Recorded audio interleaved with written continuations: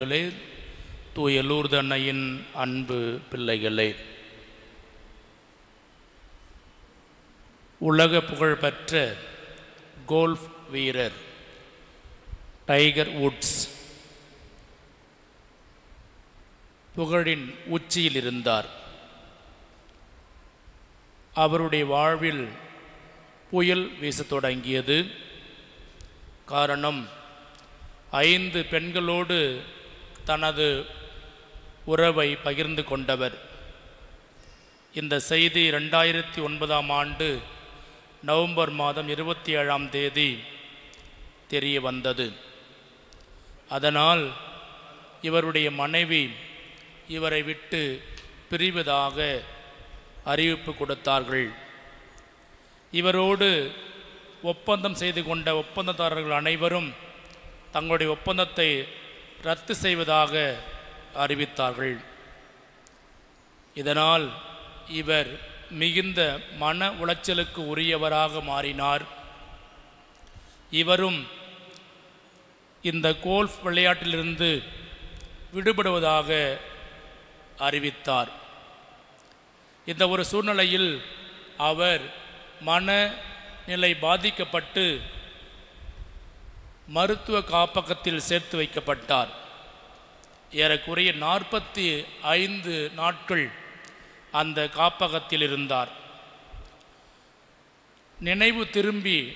நல்ல நினைவு திரும்பிய போது அவர் இப்படி சொன்னார்: உங்கள் ஒவ்வொருடமும் நான் மனதார மன்னிப்பு கேட்கின்றேன்.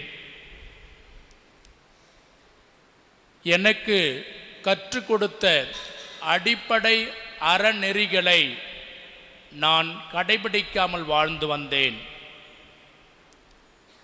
நான் செய்வதெல்லாம் சரியென்று நினைத்து அதை விரும்பி செய்தேன்.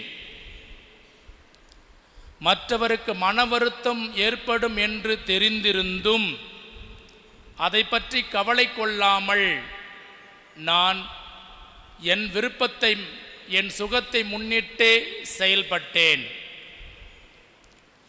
நான் திருமண வாழ்க்கை முறைக்கு ஏற்றவாறு வாழாமல் அதை மீறி வாழ்ந்து வந்தேன். நான் எனது என்ற நிலையில் என் சுகத்தை மட்டுமே முன்னிறுத்தி வாழ்ந்து வந்தேன். நான் தவறு செய்தேன், ஏமாற்றினேன், விசுவாச வாழ்க்கையில் வாழத் தவறினேன். என்னுடைய செயல்களெல்லாம் மன்னிக்கக்கூடிய நிலையில் இல்லை. என்னை ஏற்றுக்கொள்ளக்கூடிய அளவிற்கு என் செயல்கள் இல்லை என்று மிகுந்த வருத்தத்தோடு கூடிய நிலையில் கண்ணீரோடு மீண்டும் சொன்னார்: என்னை மன்னித்தல்க, என்னை மன்னித்து கொள்ளுங்கள் என்று 2010 ஆண்டு பிப்ரவரி மாதம் 20 இந்த அறிக்கையை செய்தியாளர் முன்பாக அவர் பகிரங்கமாக கேட்டு கண்ணீரோடு மன்னிப்பு கேட்டார். அப்பொழுது அந்த அறையில் ஏறக்குறைய 40 பேர், அவருடைய தாயும் இருந்தார்கள். தன் மகன் அழுது கொண்டிருக்கின்ற பொழுது அந்த தாய் சொன்னார்கள்: மகனே, உன்னை குறித்து நான் பெருமைப்படுகின்றேன். நீ தனியாக இருப்பதாக உணர வேண்டாம். உன் அம்மா நான் உன்னோடு இருக்கிறேன். நான் உன்னை அன்பு செய்கிறேன் என்று சொல்லி தன் மகனை கட்டி தழுவி முத்தமிட்டு அணைத்து கொண்டார். ஆண்டவர் இயேசுவில் அன்புக்குரிய சகோதர சகோதரிகளே, இதே போன்ற ஒரு நிகழ்வு இன்றைய நற்செய்தியில் இடம்பெறுவதை பார்க்கின்றோம். தன் தந்தையின் உறவிலிருந்து பிரிந்து உலக சுகங்களில் தன்னை துளைத்து எல்லாம் இழந்த நிலையில் என் தந்தையின் வேலையாட்கள் பலர் உணவு உண்டு மகிழ்ந்திருக்க நான் வருத்தப்படுகின்றேனே என்று வருந்தி திருந்திய நிலையில் எழுந்து என் தந்தையிடம் செல்வேன் என்று வந்த ஒரு நிகழ்வை இங்கு பார்க்கின்றோம். அப்படி திரும்பி வருகின்ற மகனை தொலைவில் இருக்கின்ற பொழுதே கண்டு அவனை கட்டி அணைத்து முத்தமிட்டு அவனுக்குரிய அனைத்து சிறப்புகளையும் செய்வதை பார்க்கிறோம். விருந்து, காலுக்கு மிதியடி, கைக்கு மோதிரம், தந்தையினுடைய அரவணைப்பு, இவையெல்லாம் அந்த இளைய மகன் பெறுகின்றார். இதை நாம் பார்க்கின்ற பொழுது நல்லதா? எல்லாம் ஏற்றுக்குங்களா? இந்த சேலை ஏற்றுக்குங்களா? ஏற்றுக்குங்களா? நிஜமாலுமா ஏற்றுக்குவீங்களா? ஏற்றுக்கொள்ள மாட்டீங்களா? ஊதாரித்தனமாக தவறாக தப்பாக வாழ்ந்த ஒருவரை நாம் ஏற்றுக்கொள்ளக்கூடிய நிலையில் இருக்கின்றோமா? ஏற்றுக்கொள்வோமா? ஏற்றுக்குமா? ஏற்றுக்குமா? ஏற்றுக்க மாட்டோம். நடைமுறையில் இதை நாம் கடைபிடிப்பதில்லை. நல்லவர்கள், பாராட்டுக்குரியவர்கள், போற்றுதற்குரியவர்கள், அறிவாளிகள் என்று சொல்லப்படுகின்றவர்களை மகனாயிருந்தாலும் கணவனாயிருந்தாலும் உறவாயிருந்தாலும் நண்பராயிருந்தாலும் நாம் ஏற்றுக்கொள்வோம், அவரோடு பழகுவோம், நம் உறவுகளை பகிர்ந்து கொள்வோம். நடைமுறைக்கு சற்று ஒத்து வராத ஒரு செய்தியை இங்கு இறைவன் தருகின்றாரே, சரியா? சரியா? ஏற்றுக்குங்களா? அன்புக்குரியவர்களே, பேச முடியல, ஏற்றுக்க மாட்டோம் அப்படின்ற ஒரு தைரியத்தில் இருக்கிறோம். அன்புக்குரிய இந்த முதல் வாசத்தை பாருங்கள். கடவுள் பேரன்பு உள்ளவர். கடவுள் பேரன்பு உள்ளவர். நீங்களும் நானும் ஒரு விதத்தில் ஏற்றுக்கொள்ள மாட்டோம். இந்த உலகம் நம்ம கற்றுக் கொடுத்திருப்பது அதுதான். நல்லது ஏற்றுக்கொள், தீயது ஒதுக்கிவிடு. இதுதான் நமக்கு இந்த உலகம் கற்றுக் கொடுத்திருக்கிறது.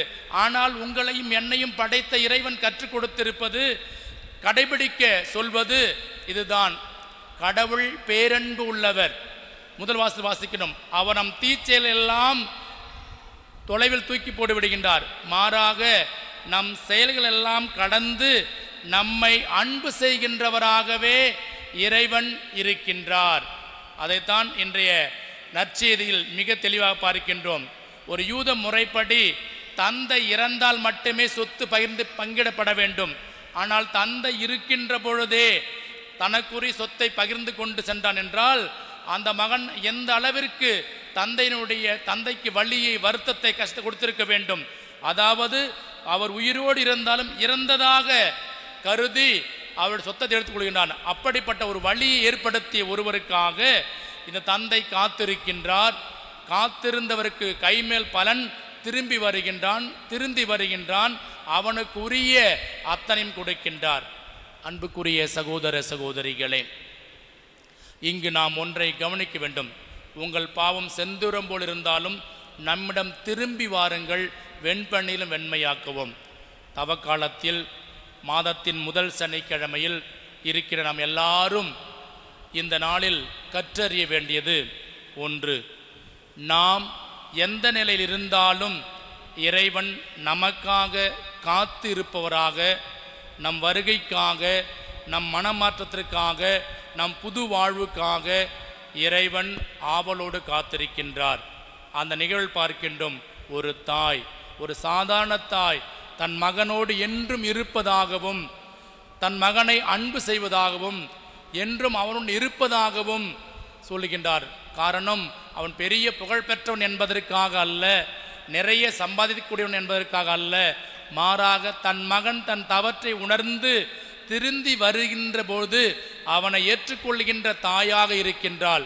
ஒரு சாதாரண தாயை இப்படி என்றால், இந்த உலகத்தின் மைந்தனை பெற்றெடுத்த அன்னை மரியாள் நம் எல்லாரையும் மிகுந்த அன்போடு, மிகுந்த ஆவலோடு நம்மை அரவணைக்க, அன்பு செய்ய காத்திருக்கின்றார். நமது வருகைக்காக காத்திருக்கின்றவர்களாகவே லூர்து அன்னை இருக்கிறார்கள். அந்த அன்னையினுடைய அருளை, ஆசிரை, பாதுகாப்பை, பரிந்துரையை நிறைவாக பெற்றுக்கொள்வதற்காகத்தான் நீங்களும் நானும் இந்த இடத்திற்கு வந்திருக்கின்றோம். இவையெல்லாம் கிடைக்க வேண்டுமென்றால் ஒன்றே ஒன்றுதான் நாம் செய்ய இறைவன் இந்த இறைவார்த்தையை நாம் சுட்டி காட்டுகின்றார். நம்மை உணர வேண்டும். ரியலைஸ், உணர்தல், ரிகரெட், வருத்தப்படுவோம் நம் பாவ செயல்களுக்காக. ரிட்டன், திரும்பி வருவோம் கடவுளிடத்தில். யார் ஒருவர் தன் நிலையை உணர்ந்து அதற்காக வருத்தப்பட்டு திரும்பி வருகின்ற பொழுது, அந்த ஊதாரி மைந்தனுக்கு மட்டுமல்ல, இந்த டைகர் உட்ஸ்க்கு மட்டுமல்ல, உங்களுக்கும் எனக்கும் இறைவனின் பேரன்பு நிரந்தரமாகும். இறைவனின் அரவணைப்பும் அன்பும் குறைவின்றி கிடைக்கும். இறைவனின் தருகின்ற மேலான புது வாழ்வு நமக்கு உரிமையாகும். ஆகவே அன்புக்குரிய சகோதர சகோதரிகளே, லூர்து அன்னையினுடைய திருத்தலத்தை நாடி வந்திருக்கின்ற நாம் ஒவ்வொருவரும் சிறப்பாக இந்த தவக்காலத்தில் இந்த இறைவனுடைய அருள் ஆசிரமை கிடைக்க வேண்டுமென்றால் தவக்காலத்தில் நம்மை உணர்வோம், நம்முடைய நிலைகளை ஏற்றுக்கொள்வோம். பல வேளையில் நாம் ஏற்றுக்கொள்ளவே மாட்டோம். எனது உடல், எனது பணம், எனது சுகம் யாருக்கு என்ன என்ற நிலை, கடவுள் உறவிலிருந்து மனித உறவிலிருந்து அன்பை, அருளை, ஆசிரை இழந்தவர்களாக மாறிவிடுகின்றோம். இல்லை, நம்முடைய எல்லா செயல்களும் நம்மை மட்டும் பாதிக்காது, நாம் வாழும் சமூகத்தையும் பாதிக்கும். ஆகவே நாம் ஒவ்வொருவரும் இந்த உலகத்திற்கு மிகவும் பொறுப்புள்ளவர்களாக, நாம் ஒவ்வொருவரும் செயலுக்கு மிகவும் கடமைப்பட்டவர்களாக இருக்க அழைக்கப்பட்டிருக்கிறோம். பல வேளைகளில் இதை நாம் மறந்து விடுகின்றோம். நான் எப்படினால் வாழ்வேன், என்னது என்ற நிலை இல்லை. நாம் இந்த சமூகத்திற்கு மிகவும் பொறுப்புள்ளவர்களாக வாழ இந்த நிகழ்வில் நாம் பார்க்கின்றோம். ஆகவே இந்த அன்னையினுடைய ஆசீர் பெற்று வந்திருக்க நாம் எல்லாரும், நமக்கும் இந்த ஆசீர் உண்டு, நமக்கும் இந்த அருள் உண்டு, நமக்கும் இறைவன் உடனிருப்பு உண்டு, நமக்கும் இறைவனின் அரவணைப்பு உண்டு, நமக்கும் இறைவனின் பரிசுத்தமான முத்தம் உண்டு, நமக்கும் இறைவன் மேலான நிலைப்பாடோடு காத்திருக்கிறார். ஒரே செயல், நாம் உணர்வோம், வருந்துவோம், திருந்துவோம், திரும்பி இடத்தில் வருவோம். இறைவனுடைய ஆசிரியை பெற்ற மக்களாக வாழ்வதற்கு தொடர்ந்து மன்றாடுவோம். இறைவனை சென்றென்றும் வாழ்த்த பெறுவாராக.